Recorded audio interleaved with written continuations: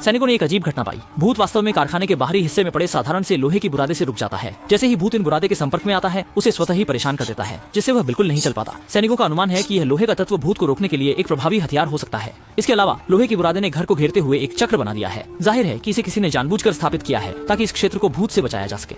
इसका मतलब है कि कारखाने के अंदर शायद और लोग हो सकते हैं, और जिसने लोहे के टुकड़े बिछाए हैं वह निश्चित रूप से भूतों की सच्चाई जानता है। इन आधारों पर सूचना मिलते ही सभी ने तुरंत पूरी इमारत की खोजबीन शुरू कर दी। आखिरकार ऊपरी मंजिल के गलियारे के अंतिम छोर पर एक छोटे कमरे में असामान्य स्थिति मिली। कप्तान ने संकेत दिया कि सभी उसका अनुसरण करें और सभी सांस रोके सतर्कता से दरवाजे के करीब पहुंचे। जब दरवाजा खोलने की तैयारी कर रहे थे, तभी कमरे के अंदर से अचानक मशीन गन की गोलीबारी सुनाई दी। लगभग घेराबंदी कर रहे सैनिकों को लगने ही वाला था। गोलीबारी बंद होने के बाद एक सैनिक ने तेजी से दरवाजा लात मारकर खोला और उसके साथी ने तुरंत एक फ्लैशबैंग अंदर फेंक दिया। तेज रोशनी के समाप्त होने के बाद सैनिक तुरंत कमरे में घुसे और हमला शुरू किया, लेकिन कमरे में कोई खतरा नहीं मिला। सिर्फ कोने में सहमे हुए बैठे भाई बहन नजर आए। बहन ने देखा कि ये लोग लूटपाट करने नहीं आए हैं, तो उसने हिम्मत जुटाकर उनसे बात करना शुरू किया। असल में फैक्ट्री के बाहरी हिस्से में फैला हुआ लोहे का जाल उनके पिता ने बनाया था। चूंकि लड़की के पिता को भूत के बारे में जानकारी थी, तो संभवतः उन्हें भूत की उत्पत्ति का ज्ञान भी हो। लेकिन दुर्भाग्य से जब उनके पिता लोहे का जाल बिछा रहे थे, तब भूत ने उन्हें मार डाला और बस भाई बहन ही बचे। लड़की मार्क और वनेसा को फैक्ट्री से बाहर ले गई।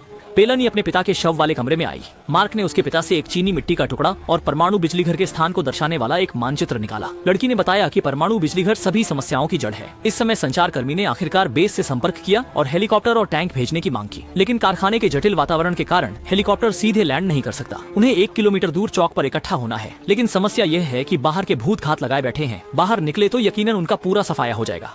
कोई शक नहीं जब सब यह बहस कर रहे थे कि बाहर जाना चाहिए या नहीं। केवल मार्क का ध्यान पूरी तरह से लोहे के टुकड़ों पर था। चूंकि लोहे के टुकड़े भूतों की गतिविधियों को सीमित कर सकते हैं, वे इनका उपयोग करके कुछ विशेष बम बना सकते हैं, जिससे भूतों के हमले के खिलाफ एक मजबूत बचाव किया जा सके। समय बर्बाद किए बिना सभी ने तुरंत कार्य करना शुरू कर दिया। उन्होंने फैक्ट्री से खाली कांच की बोतलें निकाली।